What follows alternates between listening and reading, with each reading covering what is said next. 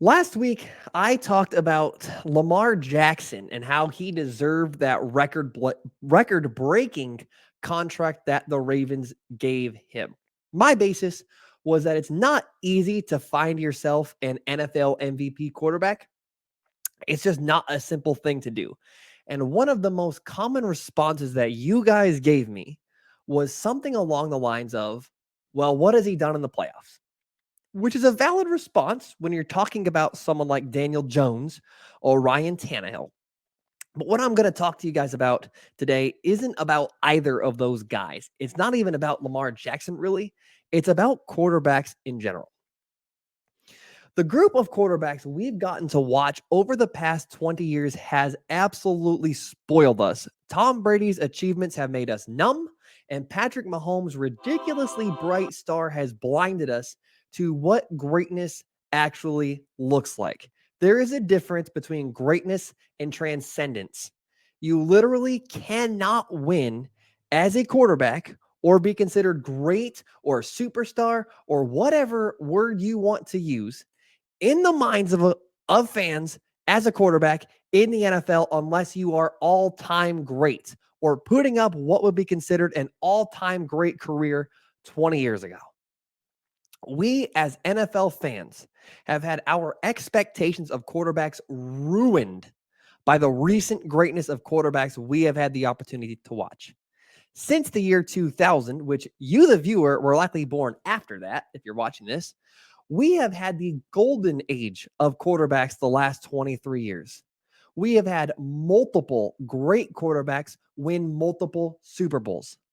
There is 13 quarterbacks to have ever won 2 or more Super Bowls, and 5 of them have been drafted since 2000. That's almost half. NFL viewers the past 23 years have gotten to witness the greatest era of quarterbacking ever. We have watched all-time talented quarterbacks because of this era we're living in. We have watched all-time talented quarterbacks either fail to win a Super Bowl or only win one because somehow that's not good enough anymore. Please understand, we live in an era where Aaron Rodgers, who is on a short list of the most talented quarterbacks to ever play, has only one Super Bowl win. Please understand and listen. Please listen to what a ridiculous statement it is when I say Aaron Rodgers has only one Super Bowl, as though that's not an amazing achievement in its own right. We live in an era where it's totally normal to say that Aaron Rodgers has only one Super Bowl, and somehow that's a bad thing. And that is directly related to the ridiculous heights that quarterbacks have ascended to in the past 20 years. And because of all of this, we have such an unrealistic level of expectation toward all quarterbacks in the NFL.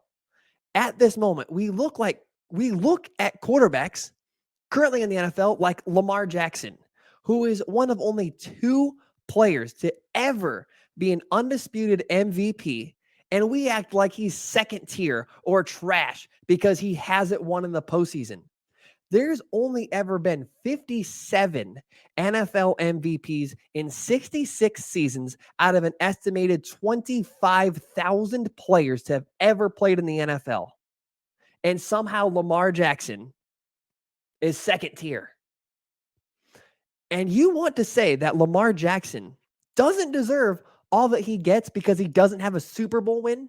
You want to say that Aaron Rodgers has underperformed in his career? And to a point, I actually agree with that, which really kind of proves the point because he only has one Super Bowl win.